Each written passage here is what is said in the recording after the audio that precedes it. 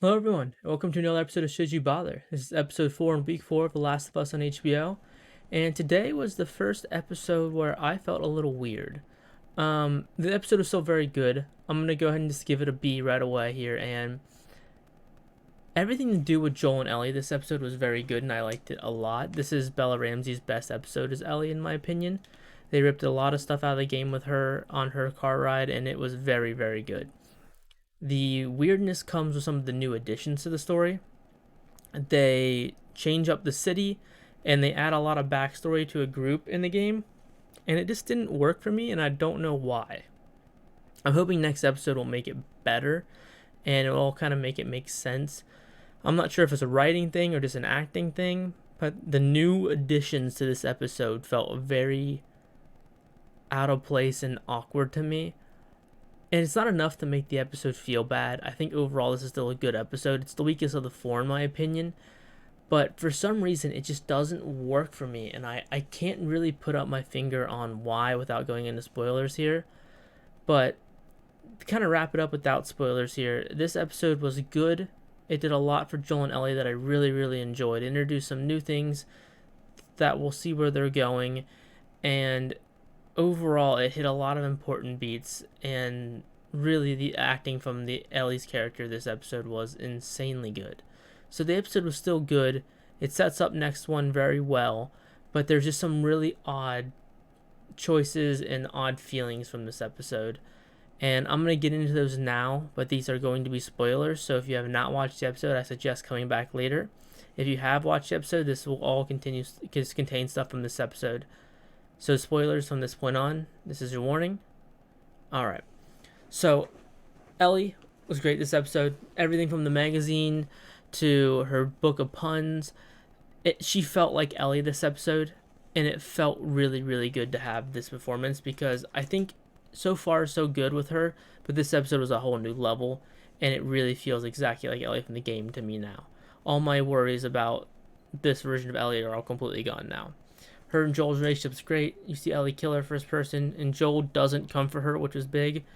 And he's kind of this protector that doesn't want to emotionally connect with her, but keeps feeling that connection. They're just definitely growing closer and closer, and they're doing a lot with that for that relationship this episode. It's really, really good for their relationship this episode.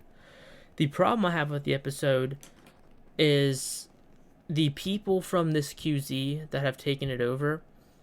They've added backstory to that Henry was part of this group or left this group, and we're getting a lot of backstory on this group. So we start with this leader. I don't remember her name, and I just finished the episode. She was very stoic, unemotional. I didn't think she was a leader, but she was, because everyone answered to her. But this group of people, where in the game they're marauders, are just killing people with no questions asked. They're giving them this backstory. They find the people that Joel and Ellie killed, and they're assuming Henry sent them, because Henry left this group and I guess sold out the leader's brother. It was, I think, intentionally vague. We don't know exactly what happened. I'm sure we'll find out next episode. But the girl who is the leader, it's either an acting or writing issue, but she seemed genuinely emotionless and just odd. I didn't feel anything from her. I've already forgot her name, and she just feels very generic. I'm hoping next episode we get more and it kind of fixes a lot of these issues, but this group just feels like a weird addition. Like, I'm glad they're adapting and they're adding new things to the story, but it's just a really weird addition. I feel like I rather would have seen the QZ fall from Fedra's hands, or how Henry's group left, or why they left. I'm sure we'll see some of that in the next episode, but this felt very odd, and I didn't feel really anything towards this new group. Because in the game, they're explicitly bad, just trying to kill people. In this game, it looks like they're almost trying to humanize them and make them seem like they're better people. I don't know if that's just a bait and switch and it's not working for me, but this group is very odd, and the change to Kansas City was odd for me. I know they did it because it matches the city they're filming in better. That doesn't really matter to me. It's more just the group not feeling like they fit. It just kind of is an odd feeling. It was an odd addition that I felt like was unnecessary. I hope I'm completely wrong in next episode. It all makes sense to me. But this group just didn't work, specifically the leader of the group. She felt very odd and stoic to me, which didn't work. On the bright side, it looks like we're going to get our bloater next episode, which I am very, very excited about. And we should get a lot of action with Henry and Sam, because we see Henry and Sam at the end of the episode, which I'm very excited about. The next episode of this show should be extremely good, extremely spicy, and we should see some of the best stuff from the game next episode. So I'm very excited. Let me know what you feel about this new group that they've added, because from my knowledge of playing the game, you kill a lot of that group. I don't think Sam came from this group. I think Sam was looking for the Fireflies in the game. I think they kind of added that, and this group seemed just like marauders in the game. They didn't seem like they had like a clear system, but maybe I missed that.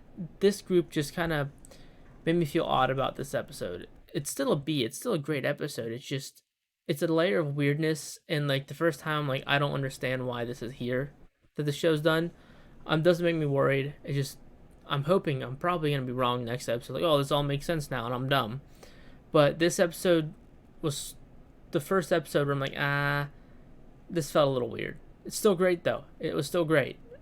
But definitely let me know what you feel about this one. Do you think this is the weakest episode so far? Because it's definitely the bottom for me. But I think that also speaks to how good the other 3 episodes were. So yeah, let me know, and I'll see you next week. Hopefully I'm wrong and this all made sense.